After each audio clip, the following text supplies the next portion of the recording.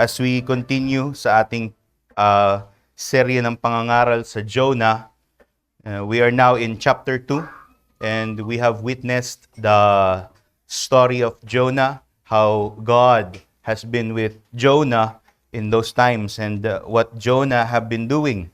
We have seen how the prophet was called by God to preach repentance to the people of Nineveh, but he refused the call and instead nagpunta siya doon sa eksaktong opposite na daan kung saan doon opposite doon sa pupuntahan dapat niya na inutusan siya ng Diyos na mangaral siya.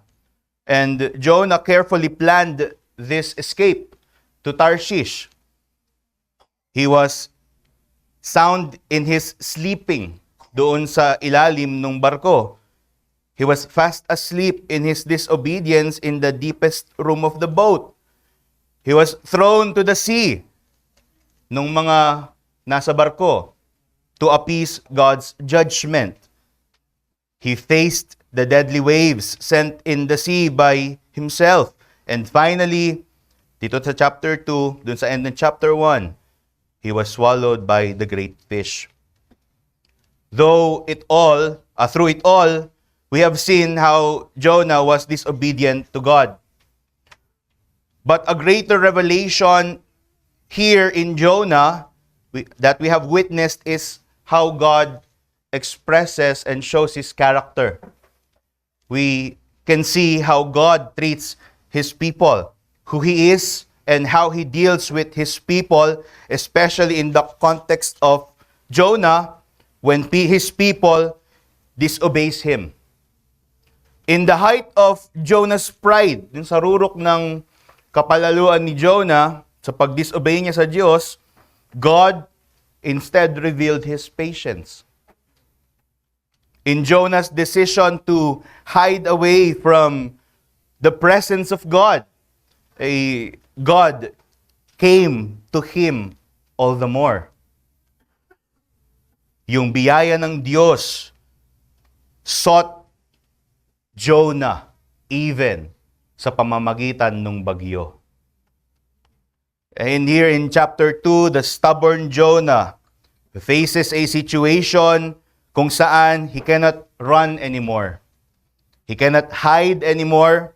He cannot plan of any escape anymore. He is now inside the great fish. And this great fish is the great fish of God. God sent it for Jonah. And Jonah in this situation is alone. He is by himself. And he is surrounded with his thoughts. Ano yun? His thoughts of disobedience and his thoughts of God chastising him. Jonah is now stripped of all support that he could use para hindi sundin yung Diyos. He is now inside the belly of a fish. He cannot think of a plan to go out. He cannot think of even moving his finger. He cannot think of the next day. The thing that surrounds the mind of the prophet now is his thoughts of his disobedience to God and how God is dealing with him at this moment. He's filled with thoughts. And those thoughts are not pretty good thoughts. But interestingly, in this circumstance, brethren, you can see in chapter 2, Jonah's response was not a gnashing of teeth. Jonah's response was a prayer. He prayed to God. And it has been mentioned many times na hindi pa nananalangin si Jonah dito sa chapter 1. And this is the very first time that is recorded in the book that Jonah prayed. And Jonah prayed not that he may be saved at this present prayer, but it was a prayer of thanksgiving. He was thankful to God in chapter 2, verse 1 to 4, that he was saved from the raging waves of the sea. For Jonah, the content of his prayer is this: though I'm inside the fish, this is my relief. At that moment in his prayer, he exclaimed of his greatest realization by far. Ano yung greatest realization ni Jonah?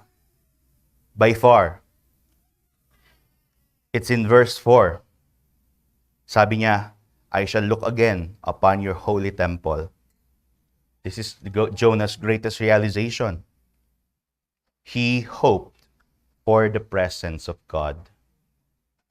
You see, brethren and visitors, God takes us to the depth of our helplessness to show that He is the God who hears prayers and that in Him alone is our refuge.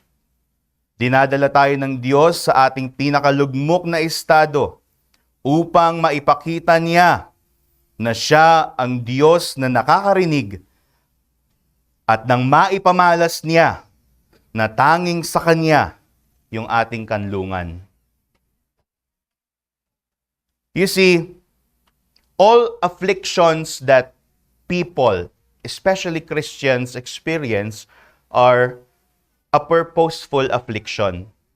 Lahat ng mga pinagdadaanan natin ng mga pagdurusa, pagdadalamhati, ay meron niyang purpose.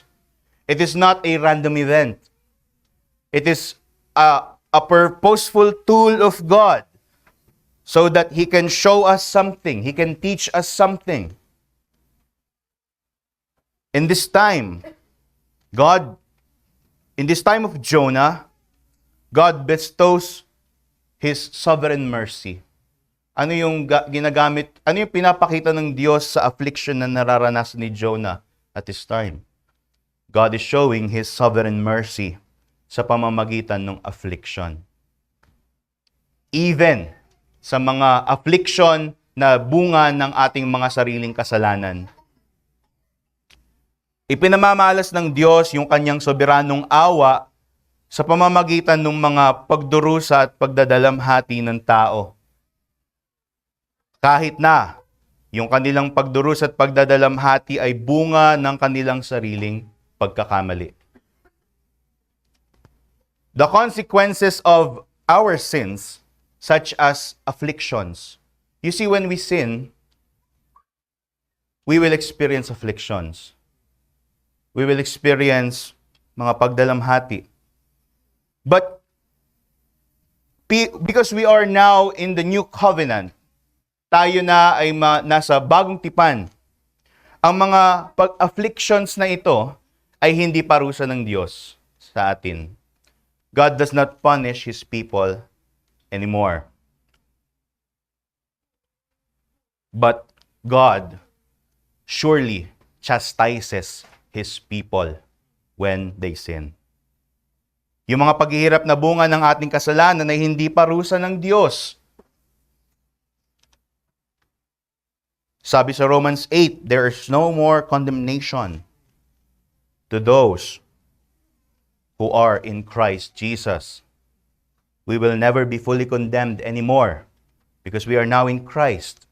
The Christians are now in Christ. But surely, God chastises them because He loves them. The purpose of affliction in the gospel is that God would show His love for them. Dinidisiplina at pinapalo niya ang kanyang mga tao. At sa pamamagitan nun, pinapakita ng Diyos yung kanyang awa. Alam nyo, mabuti yung Diyos. Kahit na tayo ay nagdurusa sa ating mga kasalanan kagaya ni Jonah, lalong-lalo na si Jonah, ay ginagamit pa rin ng Diyos yung mga consequences ng kasalanan niya para maipamalas niya na siya ang maawaing Diyos. Saan ka makakahanap nun? Many false religion teaches that you can just please God but this one is a different God.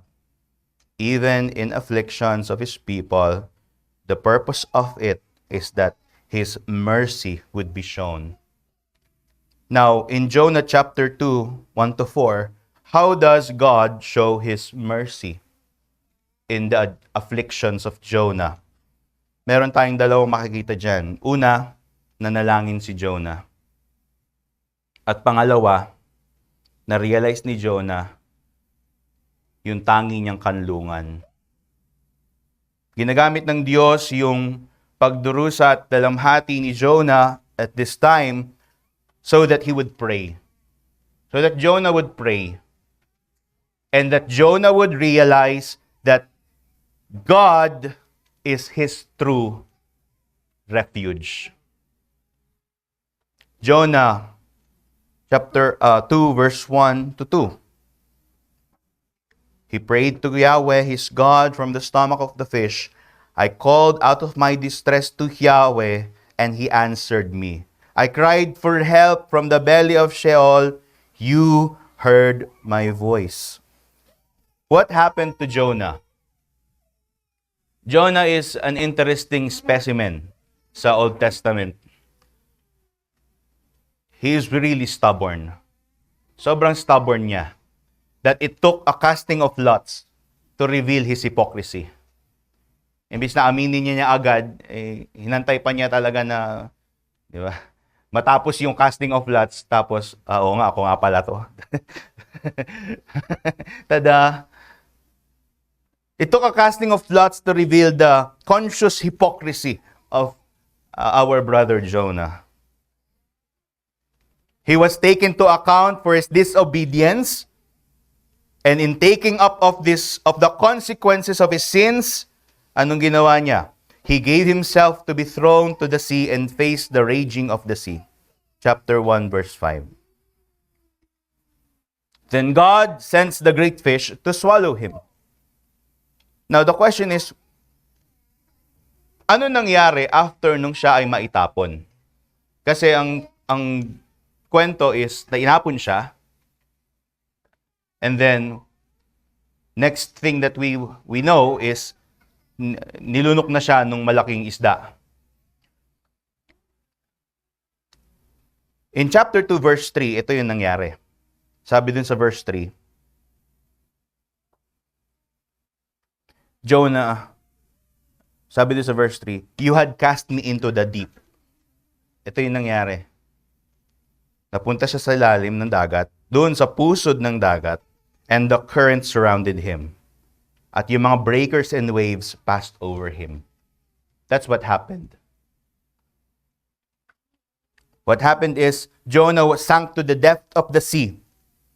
Napunta siya doon sa pusod ng dagat at doon natabunan siya ng alon bago siya lunukin ng malaking isda.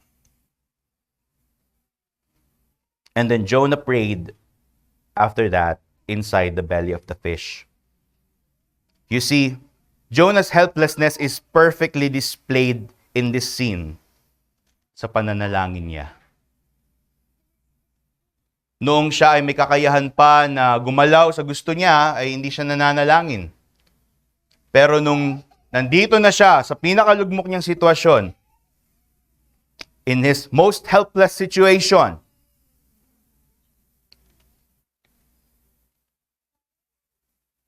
it is shown in his praying. Sabi niya, I called out to the Lord out of my distress, and He answered me. And so we can see that the grammar of this text is in past form. He was recounting the dark providence that had happened to him. Binabalikan niya yung panahon na siya ay tinapon ng Diyos sa ilalim ng dagat at siya ay nilamon ng karagatan. Binabalikan niya yun. It talks about his experience of that. Jonah is recounting a previous prayer that God already answered sa pamamagitan ng isda. Jonah is praying about his previous prayer when he was still rampaged by the sea. And the word distress in this situation, in this text, Yung Hebrew na ginamit doon is Sarah. Sarah. Hindi si Ate Sarah. Sarah. It means tight. It means narrow situation. It means deep trouble. It is not talking about yung fish. It is talking about the experience of Jonah. You see, when we are in affliction, when we are experiencing yung mga pagdadalamhati, we have this sense as if we are on our own. We are enclosed in a very small space, although we are in a very wide house, pero yung ating isipan, yung ating sarili ay we are as if confined in this little space, and we are experiencing only a thought of our affliction. That is the distress that Jonah had experienced. He was in deep trouble. He was on the verge of death, dying. Nung siya ay nasa hampas ng mga alon, ay malapit na siyang mamatay. Jonah was hanging in life by a thread, deeply weary of his situation. But verse 2 tells us that this was the exact time when he was distressed. It was the time that when he prayed for deliverance. I cried for help from the belly of Sheol, from the belly of the sea. You heard my voice. God hears the earnest prayer of those who are afflicted, even when the affliction is self-inflicted. Naririnig ng Diyos yung mga taimtim na panalangin ng mga nagdurusa, kahit na yung pagdurusan nila ay bunga ng sarili nilang kasalanan. The affliction made Jonah pray earnestly to God. Sa bingit ng kanyang kamatayan ay nanalangin siya sa Diyos na kanyang unang tinalikuran. Nagdulot yun ng taimtim na pananalangin sa kaniyang Diyos na tinatakbuhan. God, and this shows to us that God humbles us so that we would pray. So pinapababa tayo ng Diyos upang bumaling tayo sa Kanya sa panalangin. God afflicts us so that we would pray. Yung mga kapighatian natin na nararanasan ay pagdadala ng Diyos upang tayo'y manalangin sa Kanya. God strips us of all false support that keeps us from Him so that praying to Him becomes our only hope. Hinuhubaran tayo ng Diyos ng lahat ng huwad nating mga sandigan na naglalayo sa atin sa Kanya. Para saan? Upang tayo'y manalangin sa Kanya na tanging ating pag-asa. You see, God is merciful to hear our prayers in our afflictions, even if it is a consequence of our sin. Lahat ng affliction, merong isang purpose, that we may cry to God, the God who hears.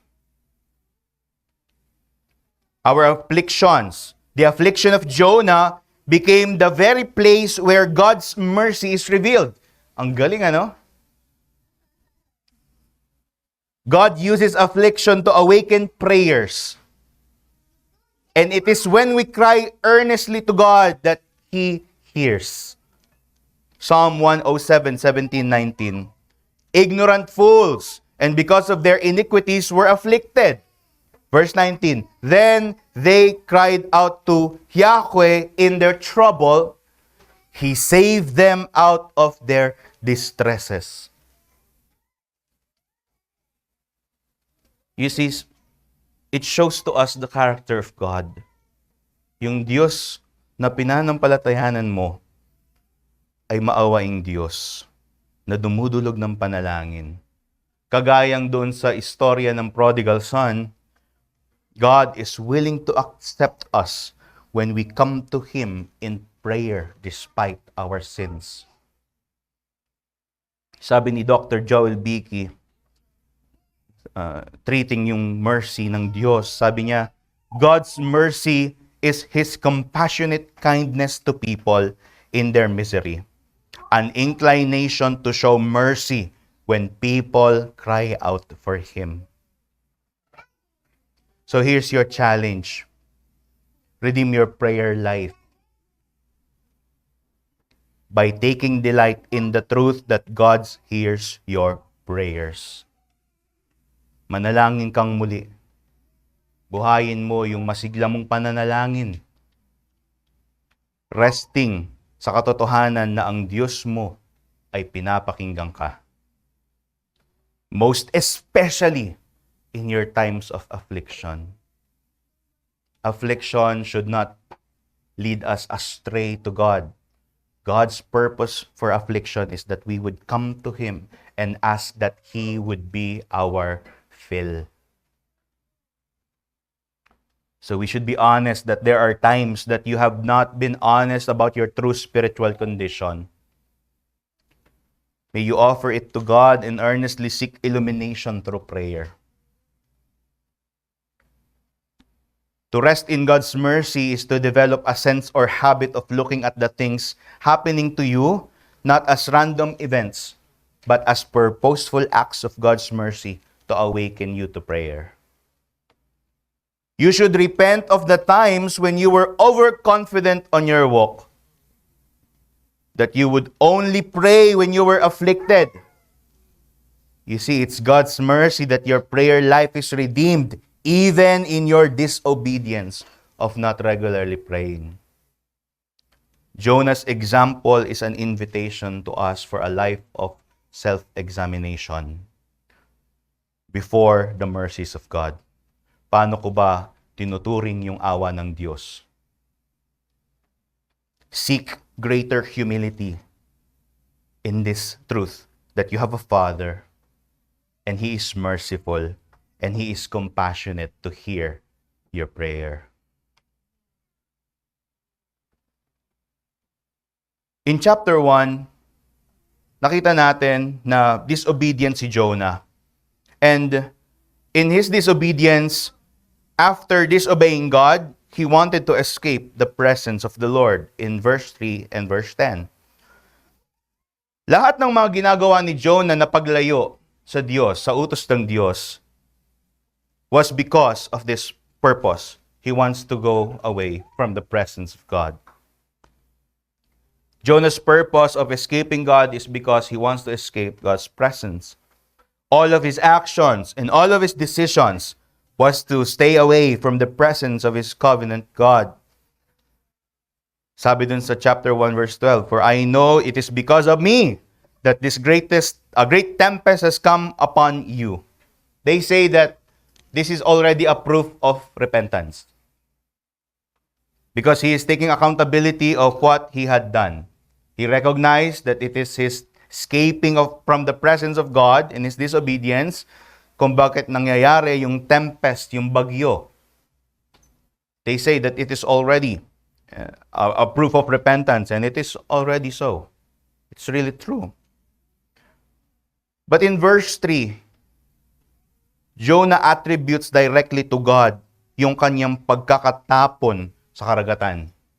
At yung mga breakers and yung waves, yung mga alon at hampas ng karagatan, directly ina-attribute niya yun sa Diyos.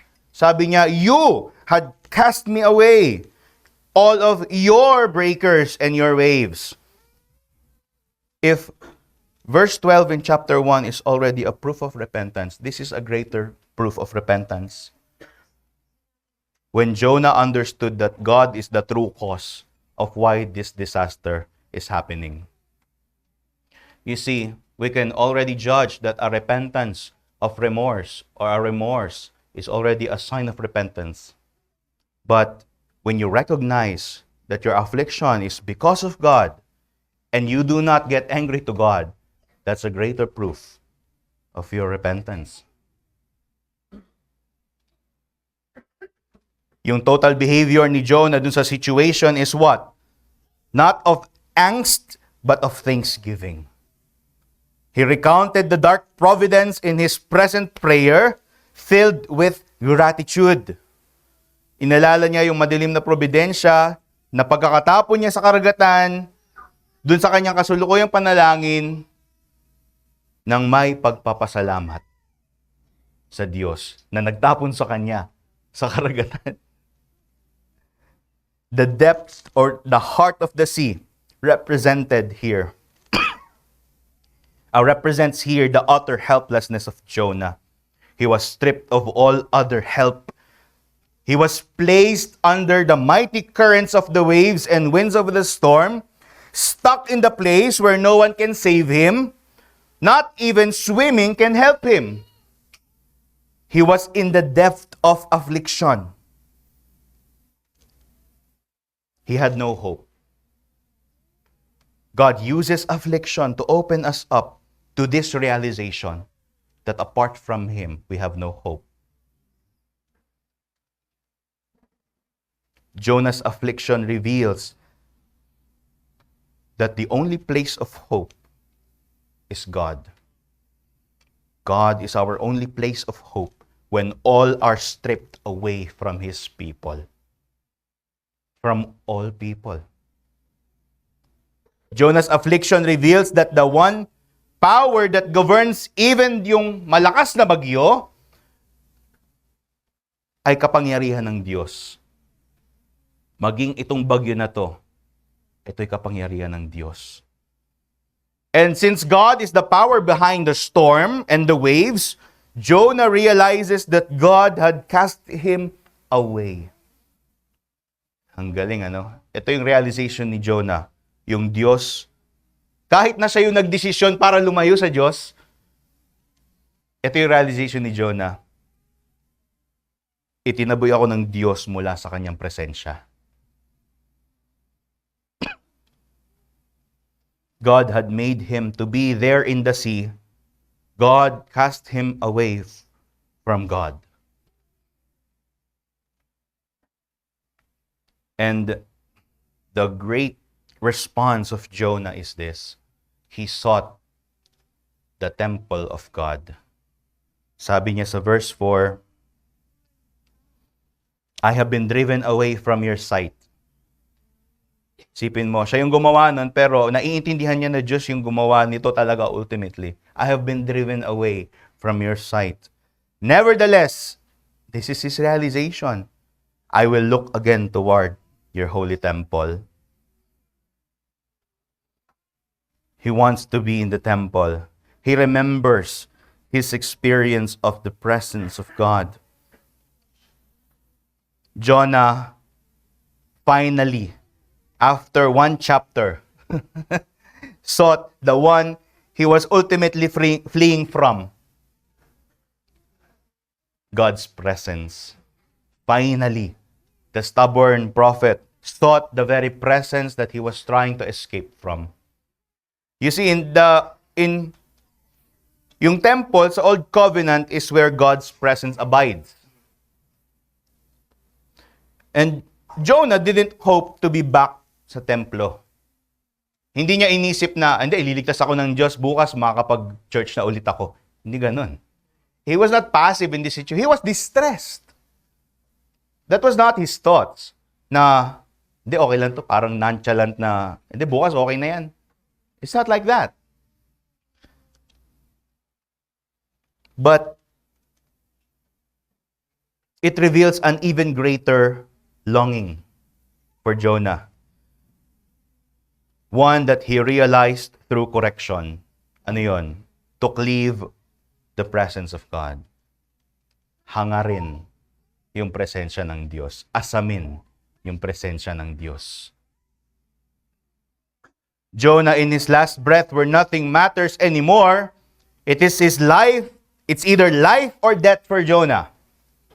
But since the prophet was opened up at the peak of his vulnerability, he longed for God's presence. You see, afflictions are not the ultimate cause of Jonah's realization. Yung mga pagdurusa at pagdadalamhati niya, yung pagkakatapon niya sa dagat, yung kanyang mga nararanasang paghihirap, ay hindi yun yung nagbigay sa kanya ng realization. Ano yun? Ano yung nagbigay sa kanya ng realization na ito lahat ay mali? It was when God hid His joyful covenantal presence that Jonah realized that his affliction is even a greater affliction. Isipin mo, bilang mga tao, ang iniisip lang natin safety. But for the people of God, you should be wary of this. When God hid His joyful covenantal presence from you. Sabi ni David sa kanyang repentance in Psalm 51, verse 11 to 12, "Do not cast me away from your presence, and do not take your Holy Spirit from me. Restore to me the joy of your salvation, and sustain me with a willing spirit." No matter what happens to us, if we have the presence of God, we can face anything. You see, affliction hurts. But affliction without the presence of God devastates. Mga pagdurusa, pagdadalamhati na wala yung mabuti at masayang presensya ng Diyos sa atin, yun ang mas malaking pagdurusa. Kaya ikaw, na wala pa sa Diyos, hindi ka naniniwala sa Diyos, tinatalikuran mo yung Diyos, ito ang mensahe niya sa iyo. You are in an even greater affliction. And you will face an even the greatest affliction if you continue in your unrepentance. Kapag nagpatuloy ka sa hindi mo paniniwala sa Diyos na nagliligtas, mas mararanasan mo ang mas malalang pagdurusa. Ang pangako ng Diyos sa lahat ng mga tumatalikod at hindi lumalapit sa Kanya ay dadalahin niya doon sa lugar kung saan wala nang kayang manalangin. It is the right time, unbeliever, na lumapit ka sa Diyos. Bakit? Kasi merong panahon kung saan hindi mo na kayang manalangin pa para sa Diyos. At huwag mo nang antayin yun. Itong pangangaral na to, iniimbitahan ka para lumapit sa Diyos na maawain. Christians, beware. Sometimes we take for granted the joyful covenant presence of our God. We just go out by our day. We forget the things that God had commanded us, that we would enjoy the fullness of His presence. So beware, because affliction, yes, is hurtful. But if your affliction is without the presence of God, it will devastate you. Sabi ni Thomas Brooks sa kanyang libro na Mute Christian, God therefore forsakes us that we may not forsake God. God sometimes hides Himself that we may cleave, para asamin natin na mas maging malapit tayo sa Kanya, so that we would hang faster upon Him. And so the challenge for you is this: live with gratefulness, since Christ never leaves you now. Kahit na ano pa man yung affliction na maranasan mo, you are now in Christ. And the greatest comfort is this: Christ is with you. Christ will never leave you, nor forsake you. He will sustain you, and He will keep you to the end. He even prayed that you would be sustained, so that you would see His greatness. And so I invite everybody to examine our present life and how we are dealing with our trials and affliction. We should admit, brethren, that we did not look to Him in the times when He was our greatest need. Ikaw ba ay nakakaranas ngayon ng hopelessness? Ikaw ba ay weary sa present na darkness ng buhay mo? You see, Christ comforts you with His present covenant, joyful covenant presence. Ang paghihimok sa iyo ngayon ay pagpaguran mo na magpahinga sa tangi mong kanlungan, si Kristo. At saan mo makikita yung assurance nung joyful covenantal presence ng Diyos. Kristiyano, meron kang Lord's table. Mamaya, hahawakan mo yung katawan na binayubay at yung dugo na dumanak at makikipag-isa kang muli. Pinapaalalahanan ka doon sa Diyos na meron kang pakikipagniig sa pamamagitan nung hapunan na ating ititake.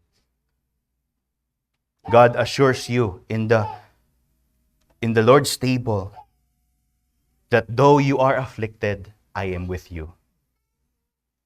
So remember the past sinful life and thank God that He had used the consequences of our blindness to sin, that we may be led to Him who is our refuge. While afflictions may come to the believer, we are never alone.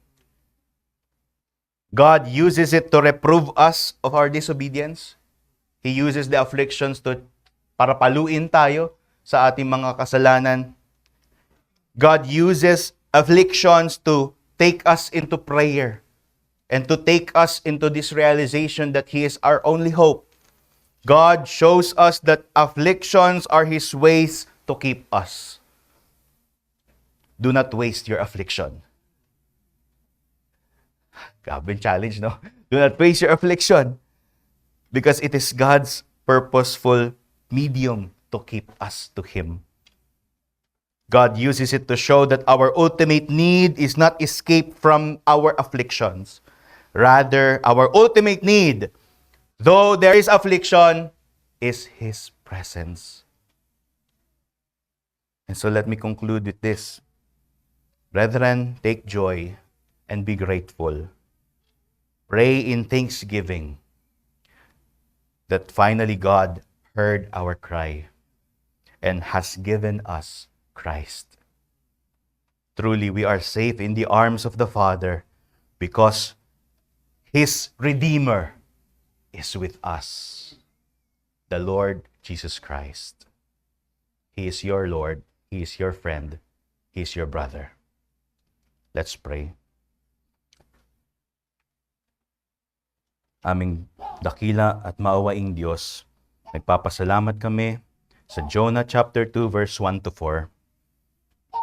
In times we think about our afflictions and we think, why are you giving this to us? But Jonah chapter 2 verse 1 to 4 clears and redeems our mind. It renews our thinking into a more of a holy thinking, one that cleaves to you rather than going against you. And this is our greatest need, that you would save us from this thinking that you are away when we are afflicted. Ito yung buhayin mo sa aming mga kaisipan, na kung anuman yung maranasan namin mga pagdadalamhati at pagdurusa, ginagamit mo ito para panatalihin mo kami. Should we take goodness and not the bad things that you give us, may we take the goodness and the bad, because ultimately the goodness and the bad is your goodness. Teach us, Lord, with this hard truth, yet liberating truth, that we can rest in your presence. In Christ do we pray. Amen.